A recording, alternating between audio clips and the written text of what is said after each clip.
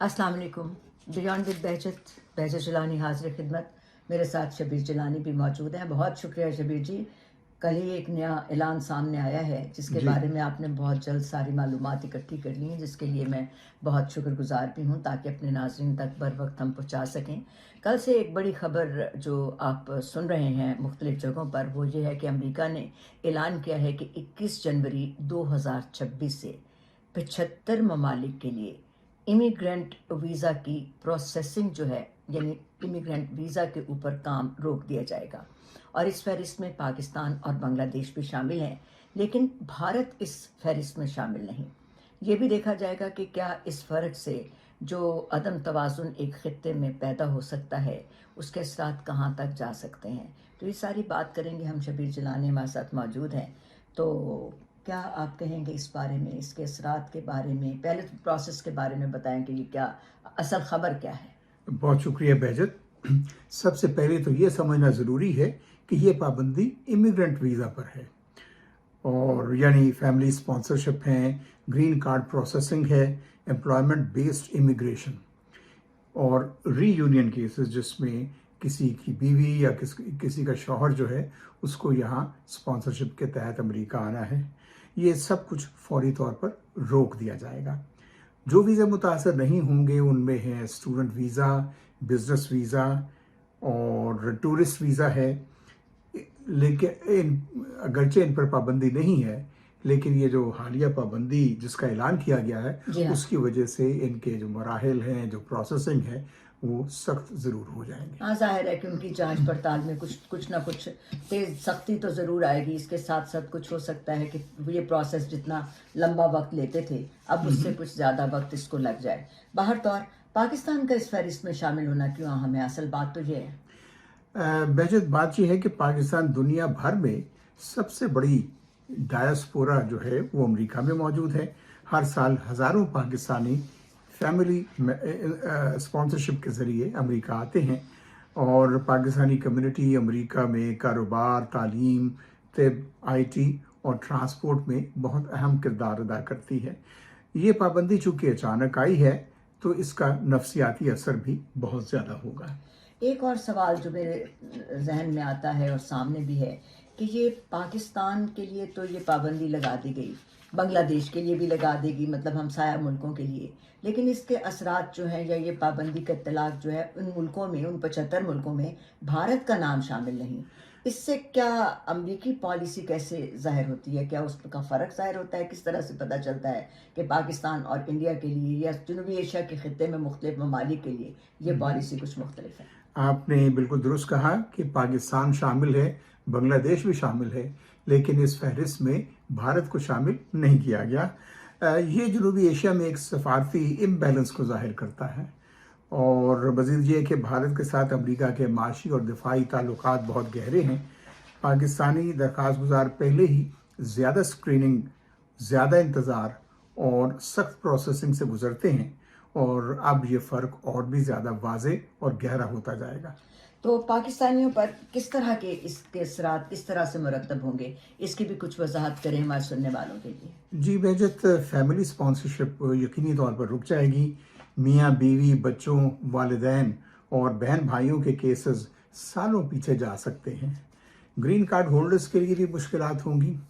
जो लोग पाकिस्तान से अपने ख़ानदान को बुलाना चाहते हैं उनके केसेस फ़िलहाल मुअत्तल रहेंगे। अच्छा। और इसके अलावा बहजत ये जो डाइवर्सिटी वीज़ा है जी। उसको जीतने वालों को भी नुकसान होगा।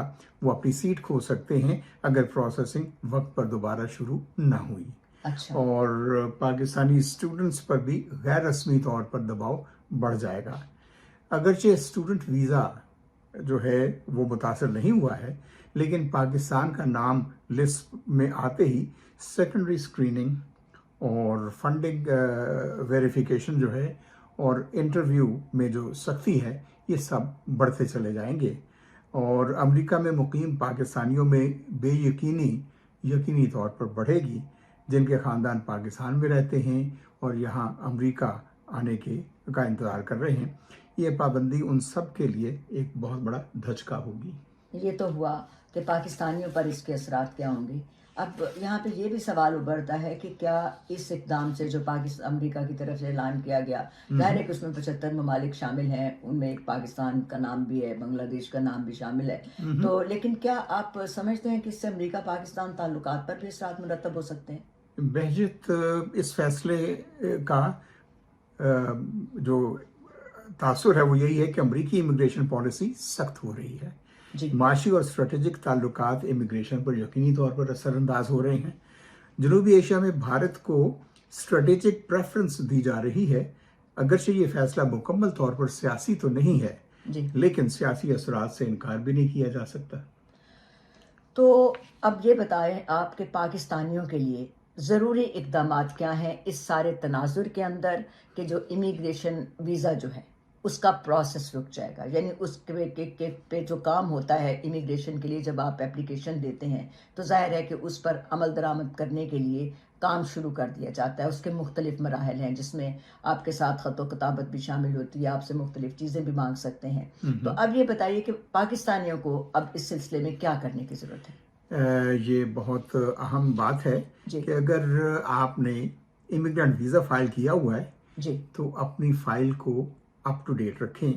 کسی وجہ سے ابینڈنمنٹ والی غلطی بالکل نہ ہونے دیں اور ہر نوٹس کا بروقت اور فوری طور پر جواب دیں. اگر آپ امریکہ میں ہیں اور خاندان کو سپانسر کرنا چاہتے ہیں، ابھی کچھ نہیں ہو سکتا اس سلسلے میں، لیکن پابندی اٹھتے ہی فوری طور پر اس پر عمل کریں، اس کو فالو کریں. اچھا. اور پھر یہ جو اسٹوڈنٹس ہیں، funding, bank statement, sponsorship letter وغیرہ، یہ سب انہیں محفوظ رکھنے چاہیے اور DS-160 میں کوئی غلطی نہیں ہونی چاہیے. اچھا. اور عام پاکستانیوں کے لیے مشورہ یہی ہے کہ غیر ضروری سفر سے اجتناب کریں. جان لیں کہ امیگریشن اور ویزا دو الگ الگ چیزیں ہیں، لہٰذا پینک میں کوئی غلط قدم اٹھانے سے گریز کریں. اچھا، اب یہ بھی بات ہے یہاں پر کہ ظاہر ہے کہ پاکستانی جب امیگریشن لیتے ہیں تو بعض لوگ کاروباری حساب سے بھی لیتے ہیں یا آ کر کاروبار بھی کرنا چاہتے ہیں، اور تو اس سے کیا پاکستان پر کسی بھی طرح کا کہ اس کے معاشی یا سماجی طور پر پاکستان کو دھچکا لگے گا؟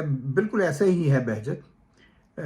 یہ دنیا کو ایک پیغام بھی دیتا ہے کہ امریکی امیگریشن پالیسی اب زیادہ سخت، زیادہ اسکریننگ پر مبنی اور زیادہ انتخابی ہو چکی ہے، اور افسوس کہ اس وقت پاکستان اور بنگلہ دیش دونوں ہی اس انتخاب کے منفی پہلو پر ہیں.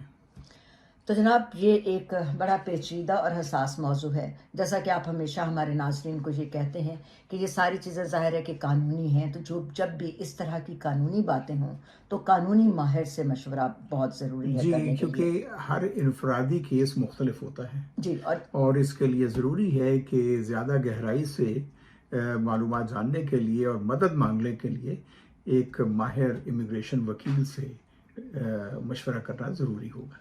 تو یہ معلومات ہم اپنے ناظرین کو بتائیں کہ جو تحقیق ہے، جو خبریں ہیں سامنے آئی ہوئی اور جو اس سلسلے میں جس طرح سے بھی سامنے چیزیں آئی ہیں وہ تحقیق کر کے ریسرچ بیسڈ آپ کے لیے معلومات ہم پہنچاتے ہیں.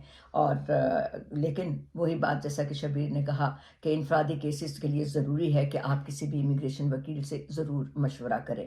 تو کامنٹس میں اپنی رائے کا اظہار ضرور کیجیے گا، اور اس کے ساتھ ساتھ اگر آپ کو یہ ویڈیو اچھی لگی ہو تو اسے لائک تو ضرور کیجیے گا، اسے شیئر بھی ضرور کیجیے گا، اور ایک اور بات جو ہم ہمیشہ آپ سے درخواست کرتے ہیں، سبسکرائب ضرور کیجیے گا، اس سے ہمارے اس چینل کو قائم رہنے میں مدد ملتی ہے.